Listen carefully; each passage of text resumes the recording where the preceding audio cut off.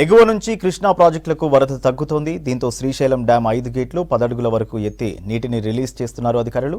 శ్రీశైలం బ్యారేజ్కు 87,690 క్యూసెక్ల వరద వస్తోంది. ప్రాజెక్టు 5 గేట్లు ఎత్తి 1,99,825 క్యూసెక్లను దిగువకు విడుదల చేస్తున్నారు.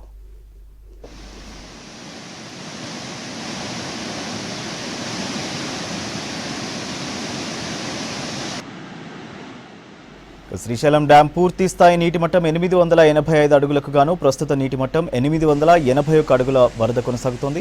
జలాశయం పూర్తి స్థాయి నీటి నిల్వ 215.80 టీఎంసీలుండగా ప్రస్తుత నీటి నిల్వ 194 టీఎంసీల వరకు నమోదైంది. ప్రాజెక్టు కుడి ఎడమ జల విద్యుత్ కేంద్రాల్లో కరెంటు ఉత్పత్తి కొనసాగుతోంది.